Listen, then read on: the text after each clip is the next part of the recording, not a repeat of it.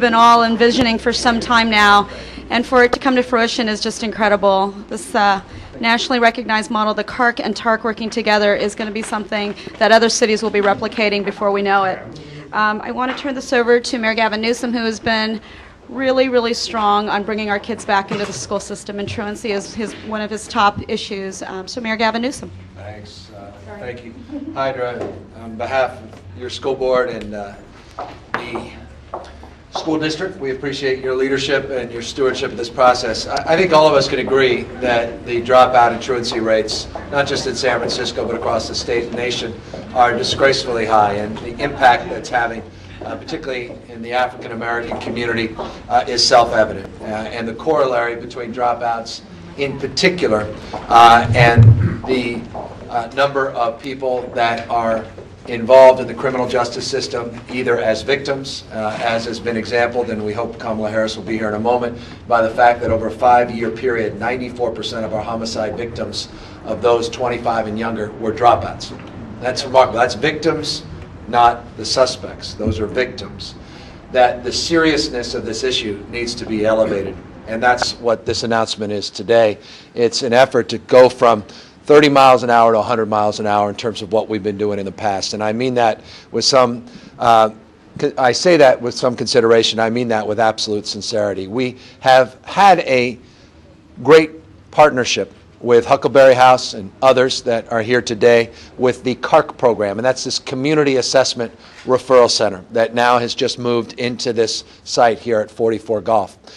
In many respects, it's been recognized as a national model, but that's for juveniles that have been arrested. They come here, as we were just talking, in handcuffs, and they're processed and booked here.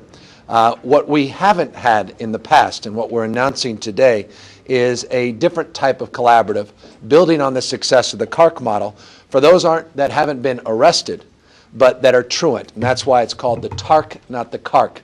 And I know this gets confusing. A Community Assessment Referral Center, CARC, those that have been arrested, more look, CARC, C, crime, T, Truancy Assessment Referral Center, TARC.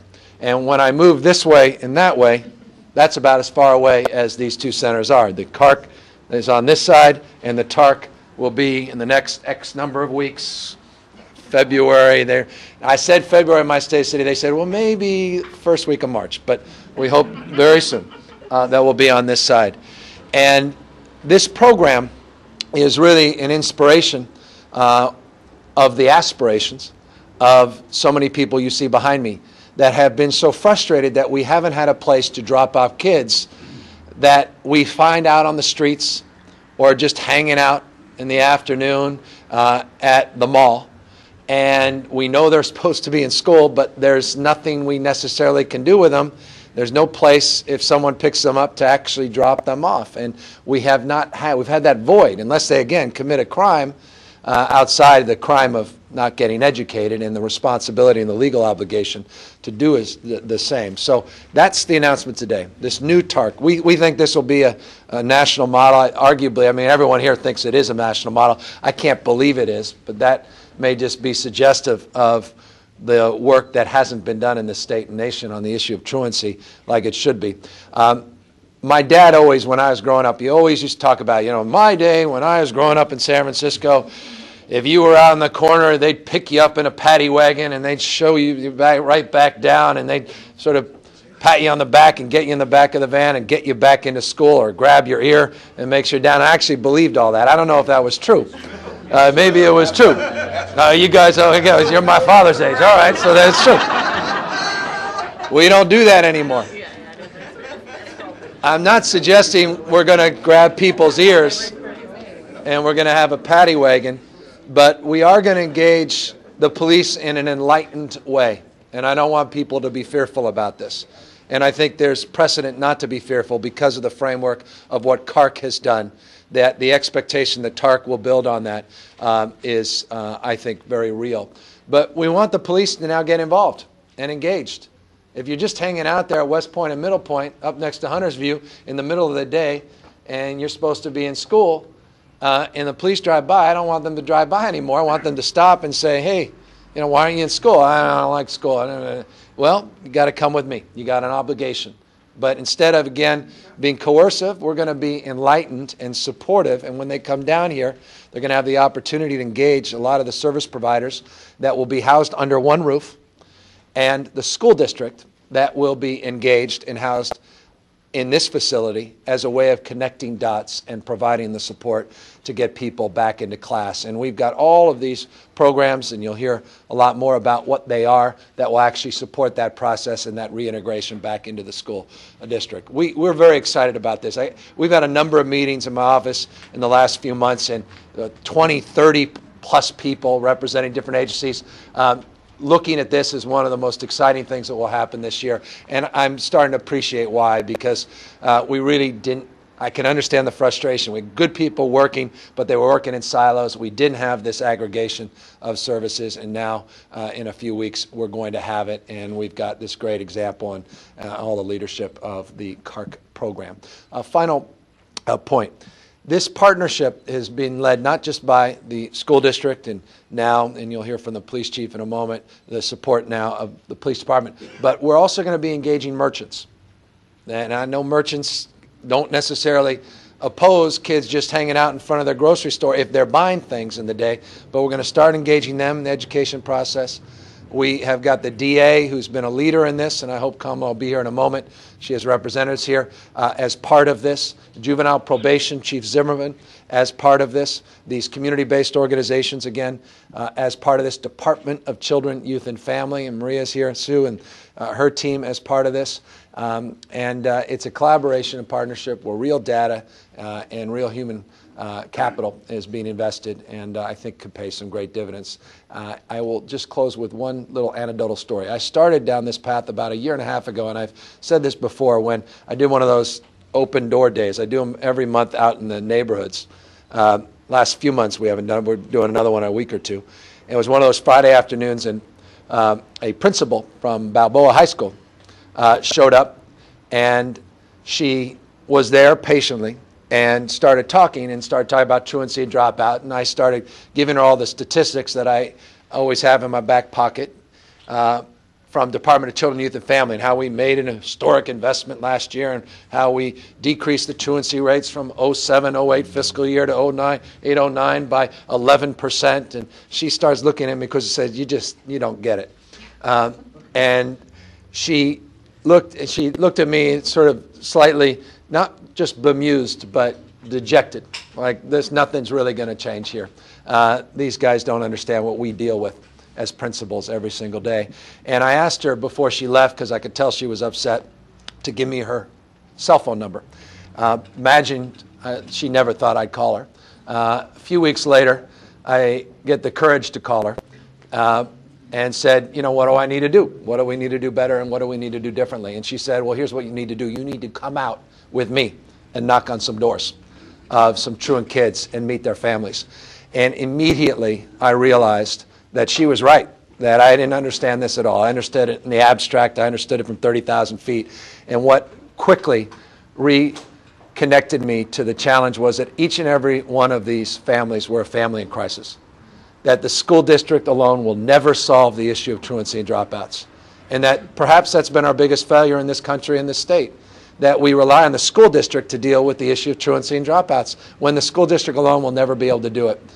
We met subsequently with the families, and in every case, I kid you not, I'm just bewildered by how difficult this issue ultimately could be. And it led to conversations. It led to the school district now giving me a list of truant kids and the permission finally, legally, to make phone calls myself, which I do on Saturdays, and to start talking to families and see what we as a city can do to help support them, and ultimately led to the discussions that led to this. And so I, in particular, want to celebrate my favorite principal. Where are you, Patricia? Come here. Because she really, at least from my perspective, inspired me. So thank you for all of that. And this is a good segue to give this to you. Okay, it's not my time. Okay, thanks. Well, as the mayor said, I'm Patricia Gray. I'm currently at the San Francisco Unified School District Central Office as Executive Director of Leadership and the Equity Initiative. But I was formerly the principal of Balboa for 10 years as a principal and 2 years as assistant principal. So I saw the evolution of the way the school was going. And academically, some of the kids were doing very well, but others were just not coming. And if they're not there, you can't teach them. And if you can't teach them, then they're going to drop out, end up in crime and that kind of thing. So people tell me that I'm very transparent. Well, I didn't realize I was that transparent. So, yeah, you know, I've heard too many people say, we want to help you, we're going to come out, and then you never see them again. So, no, I did not expect the phone call. And actually, I gave you both numbers, and when I got home, my son said, the mayor called. I had a call, and I said, you're kidding me.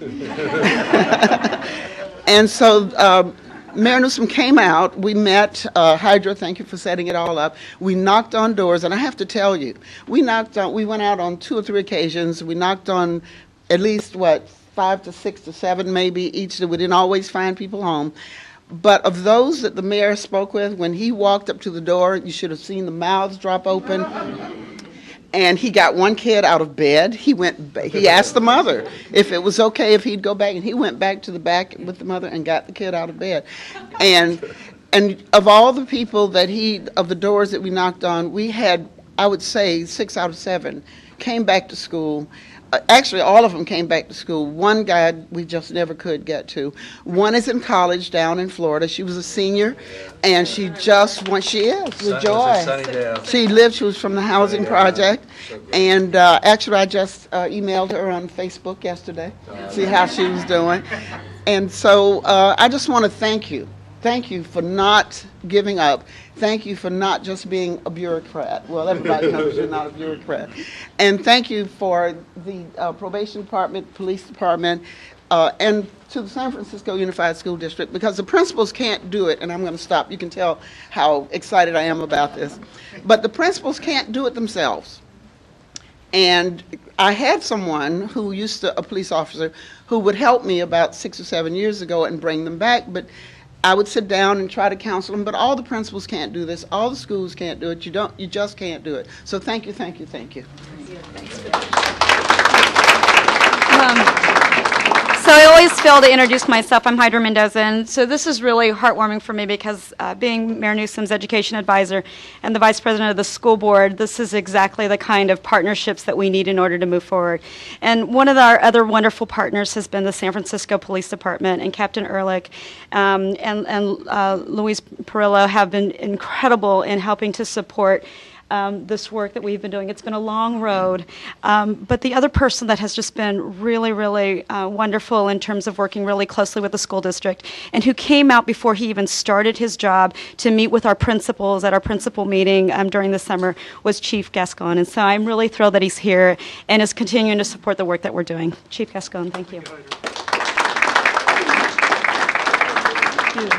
As the mayor indicated a few moments ago, this is really a great moment, and it's a moment for enlightening police. And I think one of the great things about this product is that police is always, good policing has always involved close partnerships with working with the schools. But what this opportunity is one of actually not only working with the school, but bringing the resources around people that are having problems. I can tell you many years ago that we used to work with young people. We would take them over to the school principal, and as the principal indicated a few moments ago, many principals just do not have the time to deal with the problem. And the problem is much deeper than just the young person that is not going to school. We have to work with the family. We have to embrace the entire nucleus in the family, because there are many other things on board. Quite frankly, when you have a home where the parents are there and the kid is in bed, and they know that the kid's not going to school, the problem is a lot greater than the kid. In fact, quite frankly, the kid is not the problem. The family is the problem, and there's a breakdown there, and we need to be able to get around and work with that family and make sure that we understand what is going on and what can we do to help these people. And I think the police has a significant role here. Number one, because we're out there on the streets all the time, and we can see who the kids are and the ones that are out there that shouldn't be there, and be able to take them to a place where we're going to have all these resources come together and try to peel the onion and go beyond the obvious.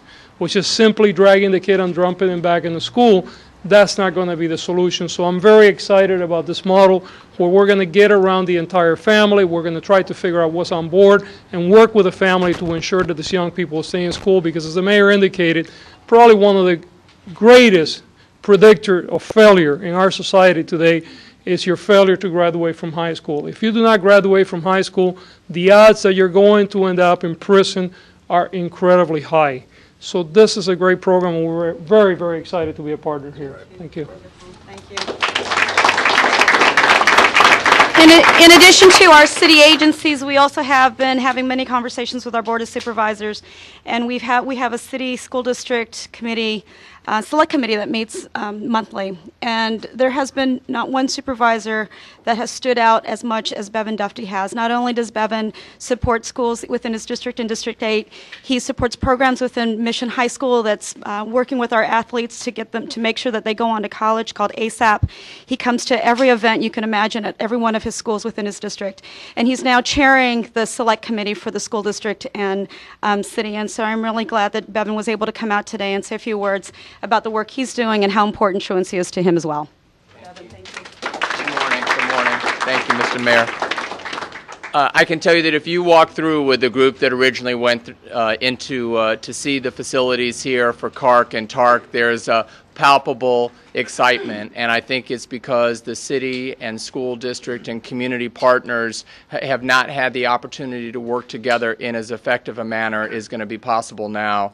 At the City School District Committee, we had a number of hearings about truancy. I want to acknowledge the civil grand jury some years ago did a report that was very critical of the city that drew our attention to it, and I especially want to thank the mayor for his personal involvement, the district attorney, and I can tell you that truancy is not just a high school problem. It's not just teenagers. Truancy starts in elementary school, and as the mayor talked about, family dysfunction or crisis that leads to it. I think it's important that San Franciscans understand that we have a truancy problem in elementary school, in junior high school, and in high school. And teachers will tell you that between the 9th and 10th grade is really a pivotal turning point. And if a student does well in the 9th grade and is grounded and in school and doing well, they're going to proceed to graduate. And if they're not, the 10th grade really becomes a turning point where unfortunately we lose a lot of kids. We talk a lot about the achievement gap in San Francisco, and we're so proud of being the best urban school district, but I know all of us, and particularly those in public office, know that we have an achievement gap for African American Latino students, and I think that this is one of the most important pieces if we can really start to address the truancy crisis among our children, particularly African American Latino kids. I think that we really are going to gain ground and make a big difference, and I'm so thrilled and want to congratulate everyone here. Thank you. I think with new leadership comes new beginnings, and one of the folks that has really been pushing to make sure that this happens is our new Deputy Superintendent of Instruction, Innovation, and Social Justice. But before I introduce Richard Carranza, I really want to, this is a real title, the only one in the country, by the way. I really want to thank Trish Bascom and Mayla Ruin and Keith Choi from the school district who have really been instrumental in making this happen. And part of what makes this, this joint partnership so valuable with CARC and with TARC is we're going to be bringing in our student information system into the site so that we can go right away and look up the students, and we'll have a counselor here from the school district who will be helping to process our students that are truant, as well as a program director. And so it's going to be a nicely staffed department here on its own, but having the ability to tap into the resources at the school district. So please join me in welcoming Richard Carranza, our Deputy Superintendent. Good morning, ladies and gentlemen. Before I say anything else, I want to congratulate our mayor on demonstrating excellent teaching techniques in explaining the difference between CARC and TARC. You saw the verbal and nonverbal. Very nice. We may have a job for you in the school. Richard Carranza, Deputy Superintendent, Instruction, Innovation, and Social Justice. And yes, that is a real title, but more importantly than the title, ladies and gentlemen, I think it's incredibly important to know that in May of 2008, our school board passed our strategic plan, which calls for joyful learning, engagement, and most importantly, social justice for our students. And when you look at social justice and what that really entails, You cannot have social justice for our most affected and most traumatically respondent students in our school district. And students that are not in school, by definition, are not availing themselves of joyful learning. We're not doing what we said we're going to do for those students, which is provide a robust education for them. We are tremendously excited about this opportunity because we are breaking down silos. We're meeting regularly with our partners in the city and in all agencies of the city, and we're doing something that we've always said we wanted to do, which is work collaboratively and work together on the problem. Mayor Newsom is absolutely correct when he says the school district cannot do this alone. This is a community issue, and the wonderful opportunity we have in San Francisco is that we have a wonderful community that sees this as a social justice issue and moreover sees this as something that we will work through together. So on behalf of the school board and on behalf of our superintendent, I can tell you that we are tremendously excited, that we are very energized, and we are very focused at working with our partners to make sure that when students are in our community, they're actually in our community doing school work as part of the 21st Century Learning Initiative. They're not just hanging out, but they're hanging out with a purpose tied to the curriculum. So we welcome the partnership and we welcome the support that we received, and we look forward to this being the first of many such centers in our community. Thank you. Thank you.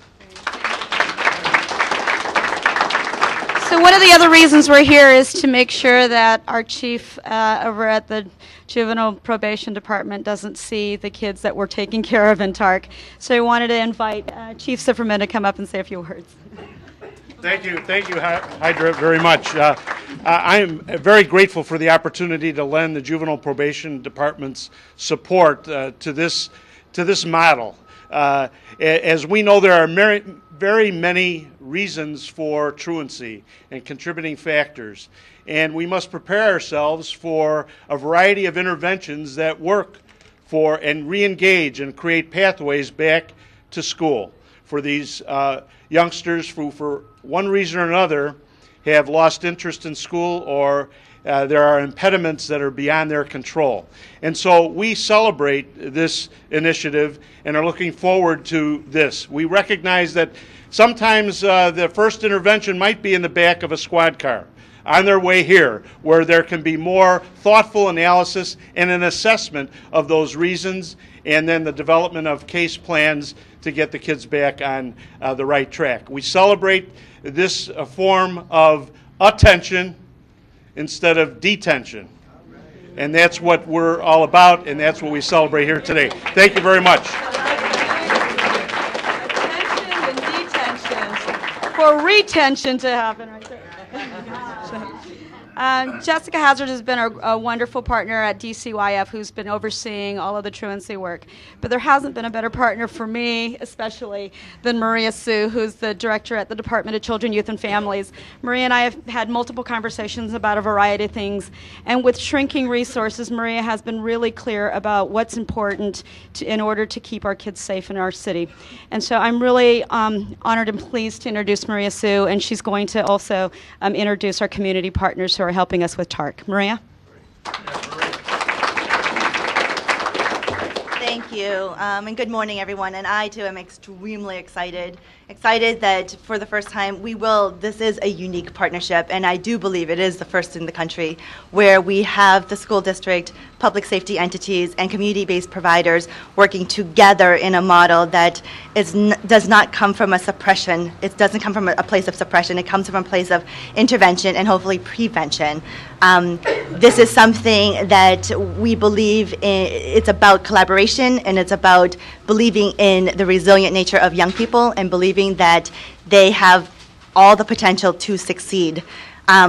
This new way of doing business that the mayor alluded to cannot and will not happen if we do not have dedicated, high-quality service providers. And I am extremely proud and happy to introduce the two partners that will be the lead on this project, Bruce Fisher from Huckleberry Youth Services, as well as Liz Jackson-Simpson from the Urban Services YMCA.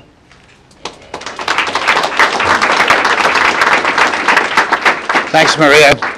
So I'm Bruce Fisher, Executive Director at Huckleberry Youth Programs. Welcome to CARC and the future site of TARC. We have been on this site for 4 days. So we were thrilled. We had been in the Tenderloin for 11 years running the Community Assessment and Referral Center, and we're thrilled to be in this space. And the expansion of our space has allowed us to, I think, develop new collaborations with the city and county. The CARC is a major program in our juvenile justice system. It's the front end. And as the chief said, it's attention, not detention. Young people are brought here by the police. They're brought in handcuffs. And we have the sheriff here, we have the probation officers here, but we have a very dedicated staff of case managers, along with community partners who station staff here, who really ask the young person, what's going on? How can we help? How can we make sure that you don't get arrested again? And we set you on the right path. And the staff that we've assembled does a fantastic job. We have proven success in reducing recidivism. So we're thrilled to have an opportunity to work with Liz Jackson-Simpson, Urban Services of the YMCA, and all of the city and county agencies to expand these kinds of services to truants. I should mention that most people who come in here have been arrested and aren't in school. And a lot of work that we do now with delinquents who have not committed serious or violent crimes is to try to reintegrate them back into the school system. We work very closely with the school district and have for 10 years. So we're excited about the partnership. I wanted very briefly to have you meet the director of the CARC program. Denise Coleman has been the director of our program almost since inception. She's been with it 11 years, and I'm going to embarrass her. She has been selected by Union Bank and KQED as an African American heroine to be honored at African American History Month next month. So, and in part for her life story and in part for the dedication in expanding and making this a national model, we do get visitors from all over the country and all over the world to look at this model. Denise's story will be on a video on KQED next month, so check it out. But I wanted Denise to have a chance to welcome you all. Good afternoon, everybody. Thank you. I just wanted to mention that at CARC, education, in other words, kids getting back in school, the case managers figuring out what are the obstacles to this young person going to school every day and being truant is one of the top components of our program. And we are just elated to have this partnership and to know that kids, other than those that just come into CARC, are also going to be given that same kind of attention and that same kind of dedication and that same kind of passion. So thank you so much.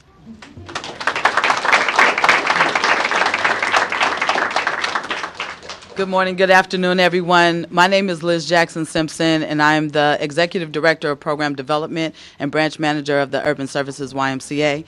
And I'm joined with my esteemed colleagues, Ms. Tasing Parker, who we see as being the Director of the new TARC Center, and Easton Ransom, who is the Director of the Care Center at the Bayview YMCA.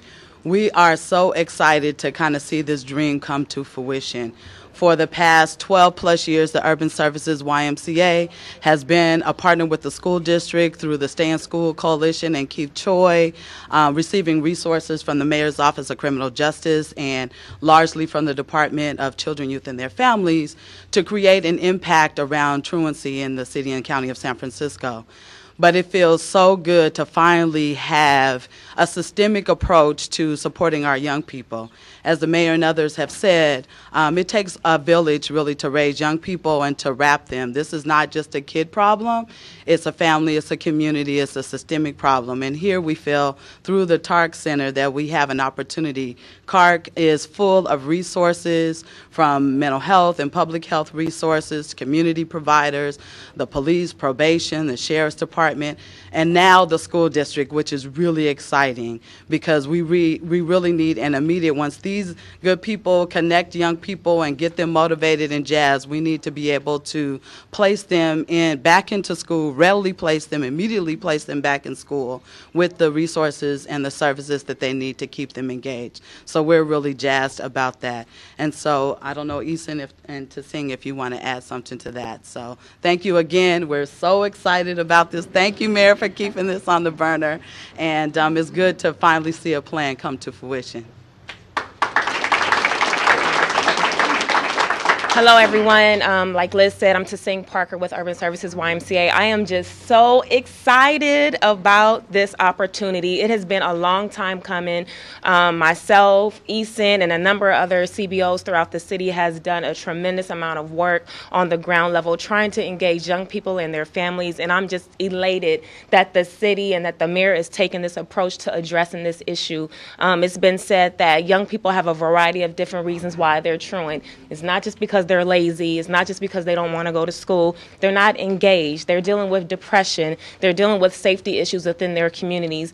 And it's about time that we've done something different in our community and in our city to deal with this issue. So again, I am so very excited. I'm very thankful to the city, to the mayor, to the great leaders that are behind us and different individuals that we've worked with over the years and a number of different conversations that we had.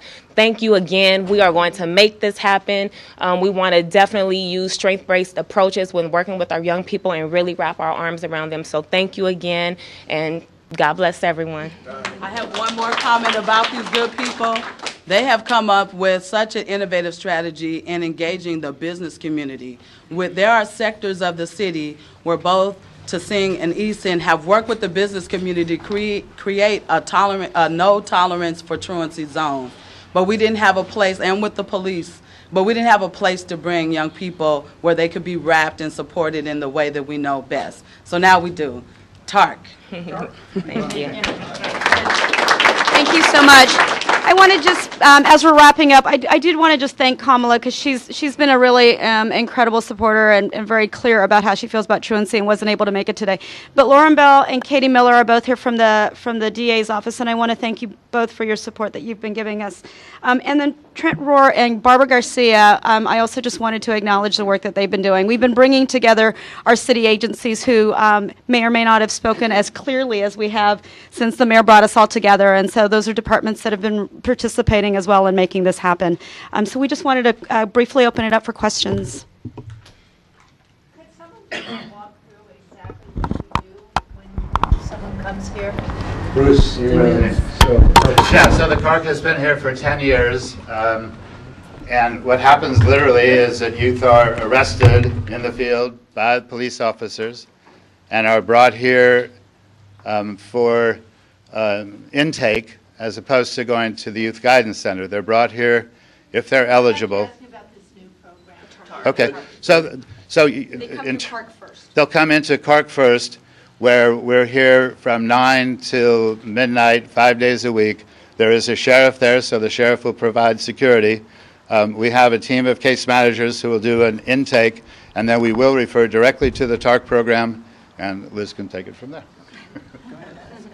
So the TARC program, once a young person has been identified, whether they're a status offender, a truant, or a delinquent, if they're a delinquent, they'll go into CARC. If they're coming in for truancy, they'll come into the TARC program. There, they'll be met with case managers to do an assessment to find out what their situations are, what schools have they been going to, how long they've been out of school, do an academic assessment, work with the school district personnel and pupil services to figure out how we can readily place them and get them back into school. Our case managers will work with the families to ensure that Liz gets back into school the very next day or that same day or that same afternoon.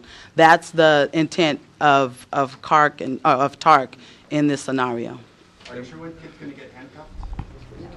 No, they're not under arrest. Is there a part about the program that allows the kids who are truant to see, their peers who are handcuffed? I guess they won't miss that, right? Well, as the mayor said, this is CARC and this is TARC. So if they go through the TARC side, they won't have any access to the young people who may come in detained. It'll be processed right through. Just as a follow-up question, what do you do if you can't get the young person to go back to school? What happens to them then? Well, or if they go back to school one day and then you're picking them up the next day and doing the same thing every day for a month, what happens then? Well, one of my colleagues, Easton Ransom, runs the Care Center in Bayview, and there's plans to have another center replicated here on the west side of town, Care West, I believe, so that young people will have a place. They will be re-engaged into school. They will be getting remedial support until an appropriate placement is found. So they go into more intensive services. And so we turn up the heat, so to speak, in terms of the focus. And I think the significance now with the collaboration of the city is the city agencies now get engaged. The biggest issue has been the silos of data. The city didn't know about a lot of these truants and a lot of habitual truants and chronic truants, as well as folks dropping out. So you have this health department, you have human service agencies, all these departments that are actually working with these same kids, but don't necessarily connect the dot that they're part of school district challenge. And so now we have a different kind of collaborative, and so we can create a strike team of sorts to address the underlying issue in a more effective and collaborative way than we ever have in the past. Just to give you an example, I guess I can admit this. I took, even though I wasn't supposed to, a list of the truant kids with the telephone numbers. And then I found out that I wasn't supposed to have that list and make those calls. And I had all these lawyers come and say, what the heck did you do? And you're in trouble. And I was, and I thought, you got to be kidding me. And then I found out, just now all this state rules, federal rule, local rule, this rule, that rule. And so what we've been, most of our meetings have been just about how we can frame how we should connect dots in terms of just data sharing. So we had to actually create a memorandum of understanding, a legal document signed off by the city, signed off by myself, that I would agree to a certain level of confidentiality and certain protocols, even if I broke them the first time. But that was just naivete, so ask for forgiveness. Always better than asking for permission with things that are important like this. And Heather, don't write a headline, Mayor breaks law. I see writing this down, I'm in trouble. Well intended, yet again, right? 2004 and marriage, but so talk about habitual problems, chronic. So there's a real protocol now. It's a long-winded way of saying we've got a very step-by-step protocol to deal with those kids. And did you want kids to be in school? Yes, that's what gives us the leverage and gives the police chief. And the big idea here is the police chief is moving forward with a general order. And the police department will be engaged in ways they've never been engaged in the past on this. And that's a major, major public policy change in the city. Not to be underestimated, the significance of that. But now they have an appropriate place to bring the kids. What happens if are not the San Francisco residents, for example? If the child Interesting doesn't question. live in San Francisco. Here and we process that and get processed.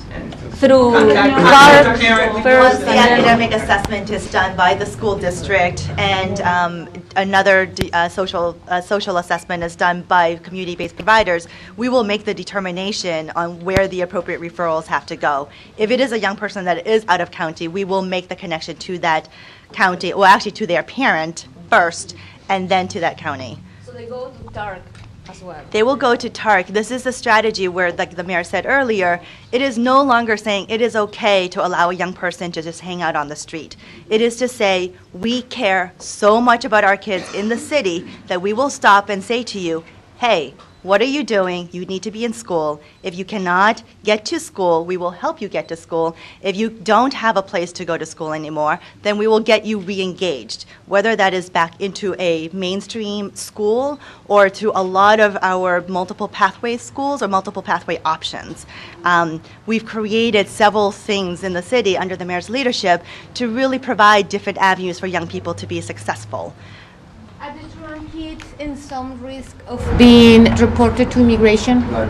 Zero. And we made sure that's the case. I just wanted to add a really important piece to this whole thing, is that when these young people come into the truancy office and they are engaged with the community-based case managers, that they're just not going to be re-engaged and put back into school with no thought about what's happening, what are some of the other underlying reasons as to why they are truant. So we will continue to work with these young people to make sure that they not only go to school, but that they stay in school. And so we'll go through that process with them. We don't just want this to be a revolving door. We'd like to give them the tools necessary so that they're able to go to school and stay in school. I'd just like to add that once those students are reconnected with school, there are a myriad of services available at the school as well. And that's what's so strong about this partnership, is that they come in through the door, and then once they come into the door into the school, we connect them with our support system within the school district as well. For us, we see this as an extension of our influence out in the community, because we don't have the manpower to be out there finding students that are on corners. We're in classrooms. So this is tremendously powerful, because then our systems connect with the broader systems in the county as well. So that's part of the excitement for this coordination. Worst case, if we have to go over to their homes, we'll do that as well. Any other questions? And then I just want to have a quick statement on Haiti in a moment. Yeah, I was wondering, since it's arrest, will they be booked on an actual crime or infraction? It's not Truancy. At TARC, it's not an arrest. At CARC, they've been arrested. They're handcuffed, so separate. And will there be specific police officers that are actually on duty looking for truant kids, or is it just on top of every beat officer's normal duty? Well, we have the school resource officer. Obviously, that's their primary duty, is dealing with school-related issues. But what we want actually is every patrol officer, when they're out and about and they see a kid, especially during school hours, just stop, make contact with them. They have reasonable suspicion to believe that this kid is a truant since it's school hours, and the person appears to be youthful enough to be in school. There will be an engagement, a conversation. Then if the determination is that they are not in school because they're truant, then they will be transported to the center and turned over to the facilities here. There will not be an arrest report. It will be just simply an incident report to document the fact that the young person was contacted and was transported to the facility, and that will be the end of the police involvement, unless we determine that there are other things that we need to deal with. Big, big deal. This is a major change in the city. And I don't know, no one's asked the scope of the problem. Thousands and thousands of kids. And we have two categories of truancy. One is chronic and one's habitual. Habitual is what, 10 to 19 days absent, and chronic is 20, or 20 or less, and then chronic is 20 or more. Chronic is about, what, 1,888 or something, most of 2,000 this last fiscal year, and the rest about 3. You're talking about a universe just shy of 5,000 or so kids. That's rounding up a little bit, like almost 4,900. So a lot of kids out there that need help, and a lot of kids need support. That's why I'll never get through those lists. But we're trying. We're trying. Is this just specifically for kids that you find out on the street, or if there's a neighbor that says there's like kids out in the backyard, will you go knock on doors and make arrests at the house? Once again, this is not no arrest. Oh, I'm sorry. Yeah, wrong word. Will you go look for kids? So I think the vision is that once we get this started, the vision is that it could be both ways. If parents need support to help their young child, to help their child to re-engage in the schools, or support to just for academics in general, they can come to this place. This is the one-stop place, one-stop shop. If you need that support, any type of academic re-engagement support, you come here, because there is a school district person right here that will be there to help you, and will have the social support as well to help re-engage and support families through it. Just briefly, and I'll be brief out of respect to everyone's time, just had a series of meetings this morning, and I just wanted to update you on San Francisco and our commitment to the people of Haiti. I think everyone would agree that every single moment we learn more and more, and it's more horrific and more extraordinary, and in many respects more unbelievable that something like this can occur in the Western Hemisphere. Because of our unique status as a city that literally has been rebuilt with the ashes of the Great Quake in 1906. San Francisco, I believe, should be in a position of showing real leadership, resolve, compassion, sure, but also influence in the rebuilding and the reconstruction efforts in Haiti. But first, we need to make sure people are organized around the biggest need, and that is making sure the resources are available and making sure those that would be willing to make contributions in a timely manner. I'm very concerned about a lot of scams that are going on, and the fact that I've gotten a lot of calls, people saying, I'm not sure that's the right place to text for a $10 donation. Can you tell me the right place? On our website, SFGate or SFGov site, we have links to where we believe people can make contributions that will be meaningful. I just, as an example, this morning went out to about 1.5 million people. I have my Twitter account, a Haiti text that's Haiti 20222. 20222. That goes through the Clinton Foundation that is doing outstanding work and has been for years and years, and I say that in a nonpartisan manner, and that's where I'll be making personal contribution, and I hope others will as well. We also will be doing a series of collection sites throughout San Francisco. And we were just meeting with Wells Fargo. There's a processing. If people put change, it's difficult to convert the change into something you can distribute. I don't want to announce their commitment just yet, but we had conversations with them and others to see if they can help process those. We'll be placing them in city buildings over the next few days and certainly into the next week so that people that are willing or wish to do that will avail themselves to do that. We've been in contact with Sandra Hernandez of the San Francisco Foundation, and early next week we'll be making some announcements of how we can connect some of the larger philanthropy. Some real leadership has come our way through companies like Safeway, et cetera, that want to contribute, so we're helping to organize some of those efforts. And finally, Ed Lee, the city administrator, is now organizing our efforts on the medium to long-term response, and that's through our Recovery SF. San Francisco is one of the only cities in the country that actually has a recovery plan, and we've based that plan upon best practices across not just this state, this nation, but around the world. We are going to be augmenting that plan and sharing that plan with Haiti and are working through the appropriate protocols to advance that. We also have made available resources as needed with our first responders and teams of experts so that we will also position ourselves again when we're requested to avail ourselves of support. But I just want to thank everyone for their commitment and their compassion, and make sure that we are addressing the number one issue, and that's cash contributions in an appropriate in an appropriate manner, an appropriate way. So that's all we have. Thank you all very much for being here. Congratulations.